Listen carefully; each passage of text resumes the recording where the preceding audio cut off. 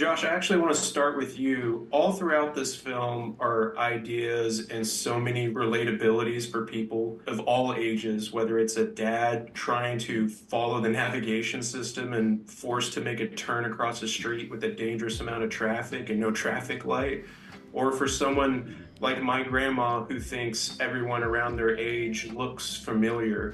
Do you have all these ideas stored in your back pocket and you're just waiting for the right project to come along, or do they surface more naturally? I'd say they surface more naturally. They're things I probably have, clearly logged in my brain at some point, throughout my life, and thought were either funny or interesting. But, when this movie started taking shape and when the idea started really forming, suddenly a lot of, little details like that from my life growing up, from my experiences with my grandma, like, for example, her thinking she knows everybody. And, a lot of the time she's right and some of the time she's wrong. And that ratio has, shifted around a little bit. But yeah, it just started to feel kind of organic, finding moments like that to pull in and then give kind of the action movie treatment when possible. And Miss Squibb, because Josh has all these moments in here that feel so absolutely true, did at any point in your reading of this where you like, hey buddy, I feel attacked here. I feel like you're touching on something that feels so specific, but for a viewer, that specificity makes it so funny. Yeah. No, I don't think I ever felt attacked. That's by good. I'm relieved. His writing. No, I don't think I recognized a lot of his writing that I thought was very funny. Like the sushi thing, because I did the same thing. I didn't eat it for years. Then all at once I did, and I thought, my God, this is great. So there are things that are so universal that he writes about. That I think we all react the same way. Yeah. One of my favorite scenes was the scene about I always picked up my socks. I'm curious for the both of you, what is your relationship with asking for help? I think I try to figure it out, but I also ask.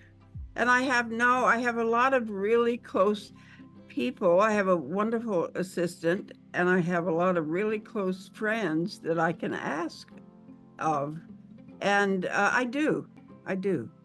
It depends on I think it sort of depends on the arena. I in some ways feel really lucky to have had a lot of support throughout my life and encouragement from a lot of key, family and friends. But I think in some ways I'm really comfortable with that sort of love and support, but sometimes asking for specific things, right, I find harder. Like asking for something really tangible in a given moment, or trying to get a need met. That I think I have a harder time with than sort of probably, relying quite a bit on just the generosity and love that I've sort of been lucky enough to grow up around. Sure, sure. I also love that this film takes pause in so many ways. Like one of my favorite pause moments where, I'm laughing, I'm enjoying hanging around these characters. Thelma goes over to someone's house and that person is watching just hummingbirds on the television, which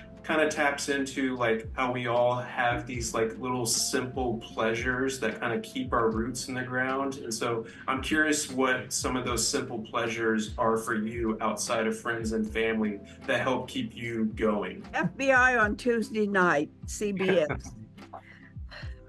I'm serious. That's a big one for her. Tuesday nights are sacred for June. It's all 3 FBIs, right? There's 3. Right, 3 in a row.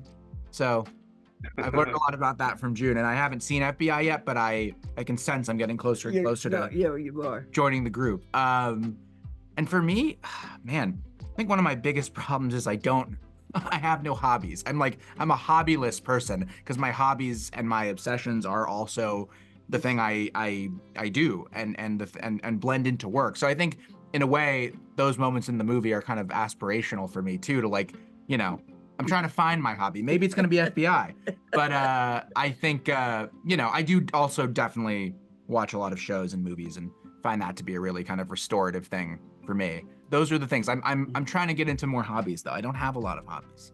It's pretty sad. Well, continue making great movies. Thank you. I appreciate that. What is the art to walking away from an explosion? Because you got the classic Have moment. Richard Roundtree next to you. That's true. Oh, yes, that was fun. You guys did that well. You Yeah, didn't flinch. that was fun.